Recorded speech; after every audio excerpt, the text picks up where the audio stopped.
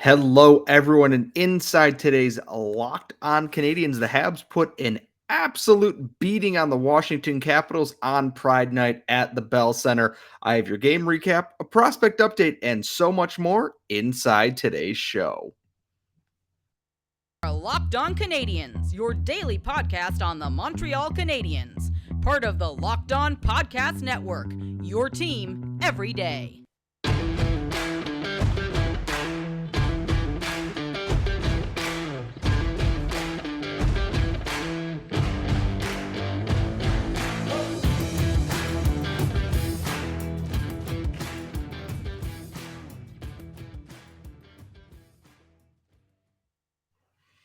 Hello, everyone, and welcome to episode 818 of Locked On Canadiens. We are your daily Montreal Canadiens podcast, part of the Locked On Podcast Network, where you get your team every day and you get us every day.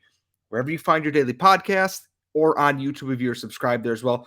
Thank you so much for that. I am your host for the evening. I am Scott Matla. The active stick, Laura, would have been here. If not for the devastating ice storm across Montreal today. She is without power. I am stepping in to do the show tonight on my own because you all deserve content. And content the Canadiens did give us. I don't care if that's grammatically correct or not. It's my show. I am the editor, the producer, and director of this one. Don't tell Laura. If you're listening to this, hi, miss you. Be safe. Let's jump into things here. Canadiens played on Thursday night, and it was a game against the Capitals, who were eliminated from playoff contention on Tuesday. Also on Tuesday, the Canadiens laid the fattest of eggs. Like an ostrich egg got inflated with a bicycle pump in a cartoon, 4 times its size, spilled over, and then, served sunny side up to somebody. That's how big of an egg they laid. Shut out 5-0. Terrible game. Nothing to write home about in that. Against the Capitals, they started a little bit okay, and then they gave up the opening goal to Dylan Strome, and all I could think is, well, here we go again. Canadiens are trailing 1-0, and they go shorthanded, and I think to myself, all right, Obi's gonna just, dunk on poor Samuel Montembeault here. And the Canadiens did 2 things on this Capitals power play that stood out to me. One, Nick Suzuki scored a wicked shorthanded goal, and it ruled so hard because it set the tone for the rest of this game. They also stuck Mike Matheson about 3 inches away from Alex Ovechkin at any point in time. The broadcast couldn't stop laughing about this, in that wherever Alex Ovechkin was on that power play, Mike Matheson was just this Mountain Dew bottle, this Mike Matheson. Podcasting is a visual medium, to steal a quote from the Shutdown Fullcast. He was just following Ovechkin every single way he went. And it was honestly the funniest thing I've ever seen, and it worked. And not only that, the Canadiens then went shorthanded again. And they scored another shorthanded goal because they forgot, the Capitals just forgot to cover Joel Armia standing alone in the slot. Jake Evans wins the faceoff, and it just gets passed quickly around, and Armia's just standing there, wide open. He couldn't have been any less covered. And then he scores. This whole game was absolute ridiculousness. Brendan Gallagher gets in on the action. He makes it 3-1. And then Joel Armia off another face-off play. Evans wins it back. It goes to Matheson. Matheson finds, he finds Armia in the slot there, and Armia just straight up doesn't miss. He put a rocket in the back of the net there to make it 4-1 late in the second period. Backstrom scores, make it 4-2 later on in the third period. Armia gets his hat trick, not without great effort. He tries to fire one, shot gets blocked into the air. He swats it forward, chases it down in the offensive zone, and then buries it into the empty net to get his hat trick on the night. His first since a game against the Rangers in 2019, second career hat trick. And then for good measure, Mike Hoffman just scored an absolute worldy far corner with 18 seconds left off a turnover in the Capital Zone. This whole game was the Habs just kind of went, it's Pride Night at the Bell Center, and we're not tanking tonight. We're just gonna go out there and win. And they did. Michael Pezzetta fought Tom Wilson in the first period, and the game just was completely ridiculous after that. Not Florida Panthers ridiculous in that I could not believe what I am seeing. The Canadiens scored 2 shorthanded goals in this game, had almost a perfectly clean penalty kill. Samuel Montembeault looked great. I have no complaints over this game. The Canadiens now move into the 6th best lottery odds in the NHL, which, okay, annoying, but they were always going to be in there a little bit somehow. As I am recording this, the Coyotes have not taken the ice against the Kraken yet. They play at 10:30. And to be quite honest, I cannot stay up to watch all of that game because I do have to work in the morning. Good game overall. Fun to watch. The Bell Center was full of life. And I look at the Habs in this spot here and that it's the end of the year. If they're 5th or 6th, chances are a guy they want at 5th is probably going to be available at 6th and vice versa. This is not, they're out of the Bedard, thing that they're dropping into 3rd or 4th. No. This is what it is. And I'm okay with them winning a game like this because it's a good moment. And I do want to take a moment to kind of talk about the festivities on the night. The Canadiens Pride jerseys for warmups are absolutely incredible. The bridge emblem, the logo on the other shoulder there, the actual logo itself, where everyone is a different representation in that flag and that everything is different and not repeating because there are so many unique individuals within this community that they are trying to welcome to the Bell Center. It's important. And I know a lot of people go, oh, well, politics and this. This isn't about politics. This is about making people feel welcome at your events and with this team here. And I know that Denis Gurianov did not wear the jersey, did not take part in warm-up, citing family reasons in Russia. I'm not going to pretend to know what goes on in Russia. That is not anything I would ever potentially know or have a chance to even potentially figure out. That's not to figure out. My only thought with this is I wouldn't have played Gurianov tonight then. I would have said, if you don't want to participate in this team activity, then we are going to make you a scratch. We are going to put Sean Farrell in the lineup, who was a healthy scratch tonight. And that would have alleviated this entire thing. It is disappointing, but every other member of the team wore them. And every single jersey, the numbers had different colors and alternating patterns. None of the jerseys are the same. Just like no two people are truly the same in this. And it is a very unique approach to it. The jerseys are absolutely beautiful. They are up for auction right now with the money going to charity. They posted the auction and Cole Caulfield's jersey was going for almost $2,000. I got to say, really, really fun night. I know Montreal's had a rough couple of days here with the weather. It was good to hear the building full and alive, fans cheering, having a good time. And now on Saturday, Habs head to Toronto. They're going to be playing the Leafs. How that's going to go? Well, are they at home? Let me double check that for you real quick because I might be wrong. I can't remember which. Nope, they are in Toronto. Their last home game of the season is against the Bruins next week. So they head to Toronto for their last game against the Leafs this year. I hope they saved some goals just because it is funnier that way. Coming up next, though, prospects are in full swing here. I have the notes on the CHL playoffs, the NCAA, and so much more. And that's all coming up next. But first, today's show is brought to you by our friends at Indeed. When you're drafting your fantasy team, do you ever wish that you could handpick the best stars for your business team?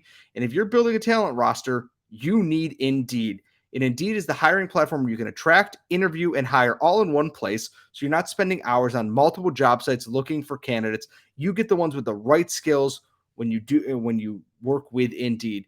You can find top talent fast with Indeed's suite of powerful hiring tools like matching assessments and virtual interviews. And if you hate waiting, Indeed's US data shows over 80% of Indeed employers find quality candidates whose resume on Indeed matches their job description the moment they sponsor a job ad. I got to tell you, when you're using Indeed to apply for things, you can invite candidates to apply through Instant Match, and they're 3 times more likely to apply for your job than candidates who don't see it through Instant Match, according to U.S. Indeed data. And Indeed does all the hard hiring work for you. So you sponsor a job, and they'll match it with quality candidates whose resumes on Indeed fit your job description. So Indeed knows that you are a growing business, and you have to make every dollar count. And that's why with Indeed, you only pay for quality applications that match your must-have job requirements. So visit Indeed.com/lockedon to start hiring now. That's Indeed.com/lockedon. Terms and conditions apply. Cost per application pricing not available for everyone. And remember, if you need to hire, you need Indeed. We are back here at Locked On Canadiens. We're going to move from the NHL into a bit of a prospect segment here. We had some mailbag questions. We're putting those in our third segment here. I wanted to touch on the prospects today, and the big news is the NCAA Frozen Four is going on. This other game is being played right now. Michigan and Quinnipiac are having an absolute banger right now, from what I can tell. I'm, going to turn that on while I edit tonight's show here. But earlier on in the day, 5 p.m. puck drop, the BU Terriers, Boston University, took on the Minnesota Golden Gophers. For everyone paying attention, that's 3 Habs prospects in this game.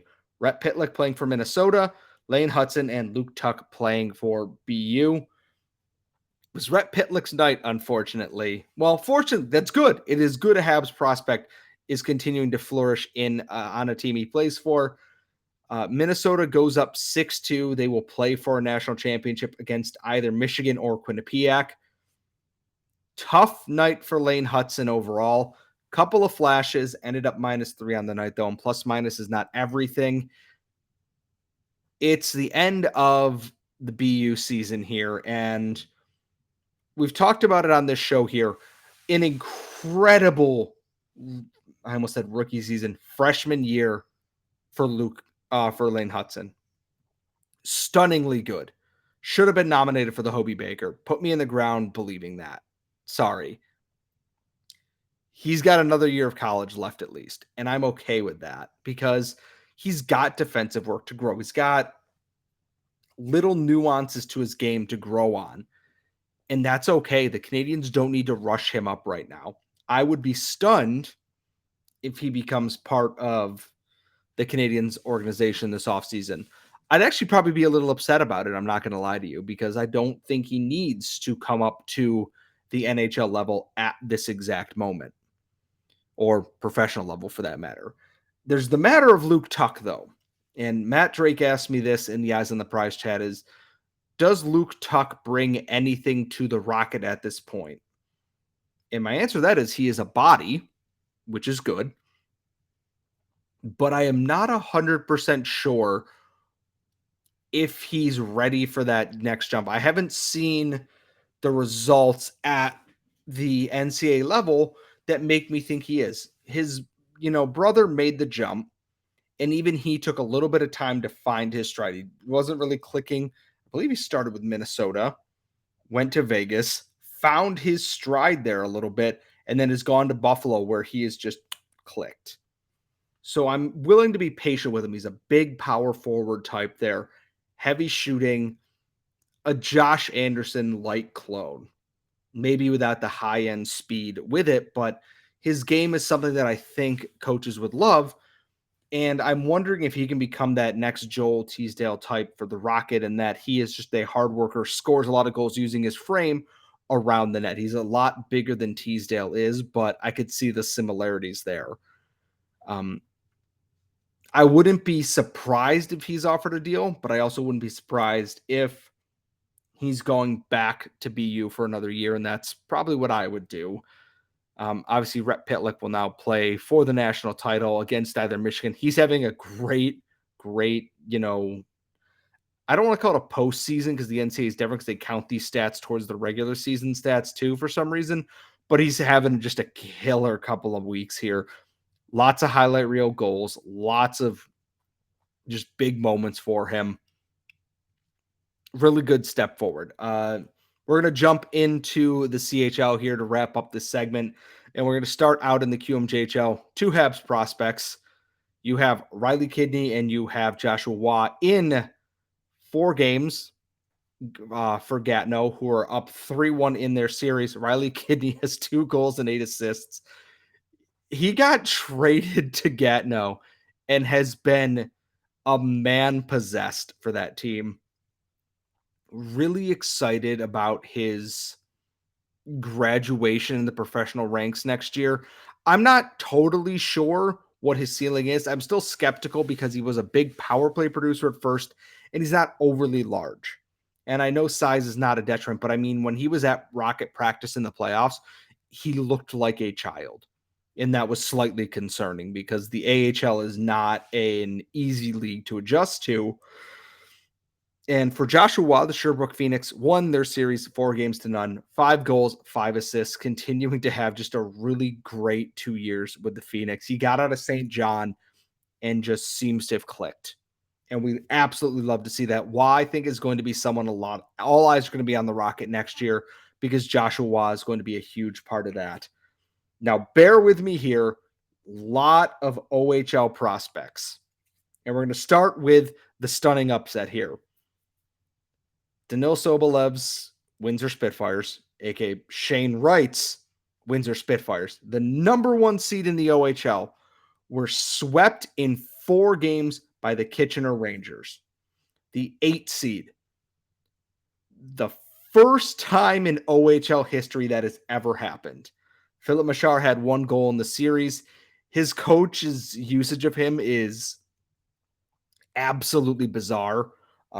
I don't see Machar going back to the OHL next year. I can't imagine the Canadiens are happy that on a team whose leading player just got suspended for 3 games, Machar is playing in the bottom 6. Doesn't make any sense. Huge upset, though. Absolutely huge. In the series I've been watching most closely because I wanted to get more knowledge and more viewings of both these players, London beat Owen Sound 4-0. Cedric Guindon in that had 1 goal and 3 assists in the 4-game series. Logan Mailloux, 2 goals in the final game here and 3 assists in those games. I like what I see from Guindon. Far from a finished product, but he seems to be everywhere. And I imagine Colby Barlow will be back again next year, and I think Guindon will be as well. Unless, trades or things happen here. But I think they're going to be a big duo for Owen Sound next year. I think you're going to see Guindon climb up that OHL scoring chart. And for Mailloux, his offensive production continues to be really, really good. He scored 25 regular season goals. That's insane for a defenseman. There are forwards who would kill for that kind of production. The defensive warts and hockey IQ are still a work in progress. I am intrigued what the AHL holds for him because he has physical gifts playing in a league against other teenagers and such. The AHL is a step up and the speed is a step faster where you have to process and make plays faster. I'm going to be interested to see what he does facing that challenge and what the Canadiens development staff can do with him. Peterborough wins their series 4-0. Owen Beck, 2 goals, 1 assist in 4 games. Still having a very quiet time in Peterborough. He can't go to the AHL next year, and I don't think he's going to make the NHL jump right away. I'm curious if his usage changes or anything. We're going to have Tony Ferrari on in the next couple weeks or so, and I might ask him since he's likely going to know more than I will on that. In the Ottawa series, they are up 3-1. Vincennes Roars has, I believe, 1 goal, 3 assists here. If I'm reading my own notes right, they look like chicken scratch. Canadiens prospects are all over the place in this. And that's not counting potential draft. I didn't put in what did Andrew Cristal do? What has Zach Benson done? What have, X, Y, and Z done in these playoff tournaments? More on that as we get to it. But it is Friday, and Friday is our Friday mailbag, which means I get to answer all of your insane questions and everything. And that's all coming up next. But first, today's show is also brought to you by our friends at FanDuel Sportsbook, and the NBA playoffs are in full swing or about to start, and it's the perfect time to download FanDuel, America's #1 sportsbook. And that's because when you download FanDuel, you get a no sweat first bet up to $1,000. And that's in bonus bets back when you sign up to use FanDuel. It's safe, secure, and super easy to use. And you can bet everything from money line, point scores, 3-pointers drained, or if you're feeling lucky, combine them all into a same game parlay to increase your winnings. So don't miss this chance to get your no sweat first bet up to $1,000 in bonus bets when you go to FanDuel.com/locked on. That's FanDuel.com/locked on. And remember, make every moment more with FanDuel, the official sportsbook partner of the NBA and us here at Locked On. All right, we are back. And by we, I mean I. We're going to rapid fire through some of these mailbag questions. As always, you want to tweet us your mailbag questions at LO_Canadiens or lockedoncanadiens@gmail.com. And I'm going to jump right into these in the order here. I am looking at my phone, so I apologize for that. It's where we have all the questions. Jumping right into it from Goalie Droid. How many points do you think Suzuki gets next year with a healthy Caulfield and hopefully rest of the team? My goal for Nick Suzuki next year is 80 points. And I don't think that's unreasonable. If they had a functioning power play and health, I think he's able to do that. Set a new career high with 62 points this year. It's not world beating, but he played part of the year with an AHLer on either side of him for most of the year. I think 80 points is within reach. I'd say 75 is probably where he will land, assuming the Canadiens can get their power play sorted out. From DK4 Lightning, will Anderson be in a Habs sweater to start next season? Unless someone makes a deal they cannot refuse, I absolutely think we're going to see Josh Anderson back. He had a really strong year that unfortunately ended with that ugly injury. And that sucks for him, like truly does, because he had turned a corner in the back half of the season and looked like the Josh Anderson that we know and love, or that we know he can be. He was playing to that potential. And unfortunately, that kind of got stripped from him because of that injury. From Blaine Potvin, why does an NHL have a separate set of rules for Brendan Gallagher? And this, I believe, is in relation to John Carlson giving Gallagher a shove into Darcy Kemper and Gallagher going to the box. I understand why they called it, because they can't call John Carlson really for anything. Gallagher has the puck. He pushes him. He's allowed to do that. They're always going to call that. That could have been the squeaky cleanest player on the Canadiens. That could have been Cole Caulfield going into Darcy Kemper, and they would have called it. Other stuff, okay, I kind of get it, but Gallagher has a habit of mouthing off back to the officials, and of course, they don't take kindly to that. And before any Leaf fans ask, Michael Bunting's drawing just as many penalties as he did before. You're fine. This one comes from @BrownCatBrews. My wife and I are visiting friends in Angelica. Where is one place we should stop and eat while in Rochester? So it all depends on what you want. In Rochester, Carly and I love going to Lento. They have an oyster bar on Tuesdays. Their food is all locally sourced, and their menu is constantly changing.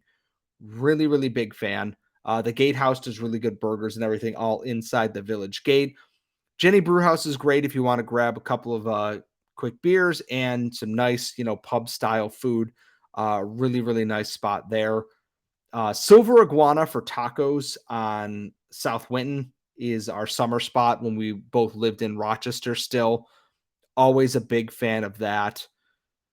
And if you want English pub food, which actually I should go back there. It's been a while. The Old Toad off of East and Alexander. Great whiskey list, Scotch, bourbon, etc. And really good, really, really good English pub food. So if you want gravy and potatoes and bangers and whatnot, can't recommend it enough. And now we're going to dive into the nemesis questions of the week. And I know this is unfortunately going to make Will insanely smug when we are done with this, but which NHL owner would you take the most joy in the Habs making sad? Yes, this question is inspired by the Knicks turning Mark Cuban into a giant baby, taking L after L. How did you know? Well, because it's you, Will. That's how I know. And I'm trying to think, and I want to say the Canucks have to be up there because their owner is also like Mark Cuban on Twitter a lot, like more than he should be. and making him furious and filling his diaper repeatedly would be funny. It's a shame the Canadians only play them twice a year. But if I were a team in the Pacific, like, honest to God, making Aquilini as mad as possible on Twitter would be everything I strive to do. Will also wants to know, why hasn't Laura seen Master and Commander yet? I assume. And Will, I'm going to read you our direct message from Laura. She texted me about this. One, she hates that you're absolutely right. And two, when the movie came out, the friend group she was going to see it with included someone's significant other that Laura didn't approve of. So she just never got around to seeing it.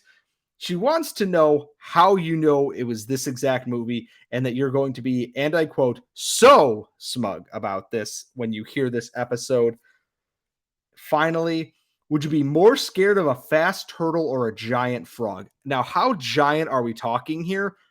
And what kind, if we're talking like a full size, like snapping turtle, like those mean ones you see in the southern swamps that's fast? Absolutely not. Hell no. Absolutely not. Regular frog? If we're talking like a cat-sized frog, I'd be like, that's weird. I'm going to get away from that. But I think like a fast, full-grown snapping turtle would make me wish for the heat death of the universe because they're mean and they will literally take a bite out of your leg and not care. And they will just stay there. They are mean, mean animals. No thanks if they can catch up to me. Absolutely not. And that is going to wrap up our mailbag today. As always, if you want to send us mailbag questions at LO_Canadians on Twitter, LockedOnCanadians@gmail.com. Follow us on Twitter at LO_Canadians. Follow my co-host at The Active Stick. Follow myself at Scott Matla. Follow us wherever you get your daily podcast. Subscribe on YouTube. Ring the bell to get notified every time we post a brand new episode. Happy Easter weekend. A very happy Passover to those who celebrate. And folks, we will see you all next time.